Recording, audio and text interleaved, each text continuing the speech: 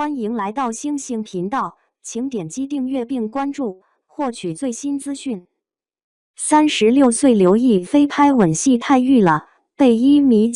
米彭冠英抱着亲，这谁能顶得住？有些剧似乎是为特定的演员量身打造的，比如即将在6月8日播出的央视大剧《玫瑰的故事》，光是看剧情梗概和人物设定就知道，只能是刘亦菲了。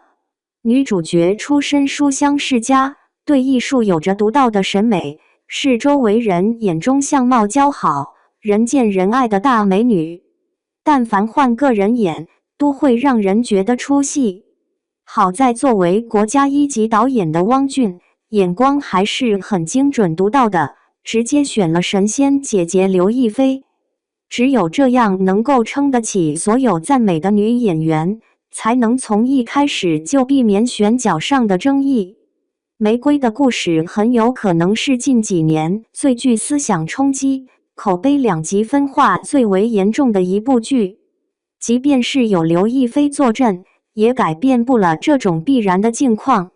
原因无他，女主角黄奕梅刘亦菲饰演的人设，放在当下的国产剧中，思想和行为都是超前的，尽管她就是当下许多新时代女性的缩影，但因为太新了，很有可能让那些习惯了白莲花、傻白甜人设的观众产生迎头一击的感觉。无论是先前的女性群像大剧，还是大女主剧，只要是塑造她们的感情线，几乎都是同一种路数。要么是一门心思的只爱一个妥妥的纯爱战神，要么是为情所伤，开启新生活后才开启另一段感情。没有几部剧会像《玫瑰的故事》一样，给女主角安排4段感情，甚至让她结了再离，爱了又抽身，失恋了、离婚了必须要死去活来，似乎才是符合道德标准的。但预告中的黄奕梅与自己的初恋男友庄国栋、彭冠英饰演因为对未来的预期不同，分手之后，黄奕梅开启了一段新的感情，并且与对方结婚生子。然而，这一段感情因为有了孩子，黄奕梅似乎就只能做那个照顾家庭、为家庭牺牲的主妇。黄奕梅选择遵从自己的内心，开始搞事业，又在这个过程中遇到了灵魂伴侣。在陪伴对方度过了生命的最后阶段后，继续追逐人生的更多可能性，甚至还尝试过姐弟恋。谁说国产剧里的男主角和女主角一辈子都只能爱一个人？现实生活中有多少人能够做到这一点呢？大部分国产剧塑造的都是理想化的完美情感，不可否认，一生一世一双人的确是让人羡慕的。但实际上很多人都是像黄奕梅一样，在人生的不同阶段，会投入到不同的感情之中。庄国栋把她带到法国，不问黄奕梅这是不是她想要的人生，就想将其困住。而与方协文、林更新饰演的这段婚姻，住在老破小的房子里不是问题，但当他做了一次指甲都要被盘问。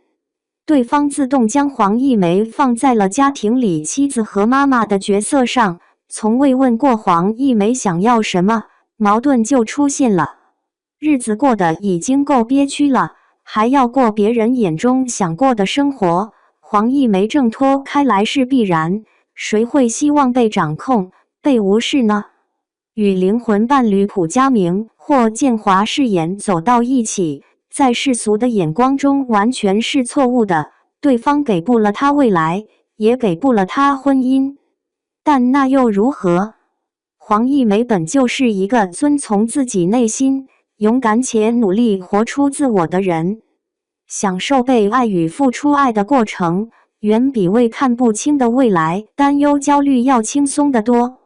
玫瑰的故事这部剧用黄奕梅这一形象，冲击的是大部分人的固有思想，但实际上，无论哪一种活法，哪一种选择，只要不是伤害他人、违背道德的，就值得被尊重。喜欢黄一梅这种全新人设的观众，自然是拍手叫好，但反之，不喜欢就很容易抨击这种角色。从国产剧的角度来看，确实需要《玫瑰的故事》这样一部剧和黄一梅这样一个角色突破了。全新的人物形象和故事设定，观众们的接受度有多高无从知晓，但有一点是可以肯定的，这部剧中的几对 CP 都很好看。林更新、林一、霍建华都是大家公认的男神，能够轻松揽获各个年龄阶段的观众。而彭观英这种精英霸总范儿，更是让人难以抗拒。预告中，这4对 CP 全都配一脸，但要说哪一对最御最甜，必然是彭观英和刘亦菲。彭观英饰演的庄国栋在剧中是黄一梅的初恋，那时候的他刚刚踏入社会，庄国栋是他在工作中遇到的合作伙伴。可想而知，像彭观英这样戴上金边眼镜，身穿西装，斯文败类，即视感拉满，帅气有型，极具魅力的男人，谁都会被迷住吧。而当时的黄一梅年轻貌美，单纯又浑身带着浓郁的文艺气息，把庄国栋深深地吸引了。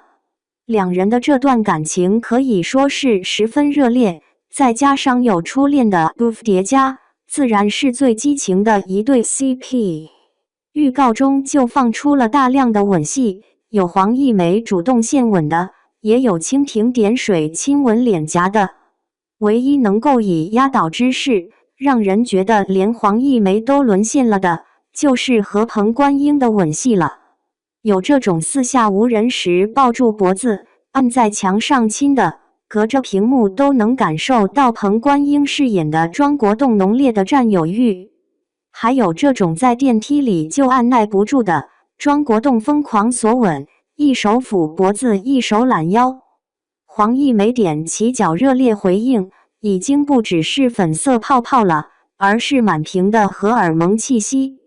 而像这样两人独处时，庄国栋从身后抱住黄一梅，既温柔又带着几分霸道的求吻，就能让人疯狂心动。这才是成年人该有的吻戏尺度。只能说36岁的刘亦菲拍吻戏实在是太御了，被1.92米彭观英抱着亲，这谁能顶得住啊？先前刘亦菲演国产剧，凡是跟她组 CP 的，很难不让人觉得是对方占便宜了。但彭观英和刘亦菲却是势均力敌，无论谁演累了，观众都想上去替一替。期待两人的吻戏天花板。你有没有被两人的吻戏撩到脸红心跳呢？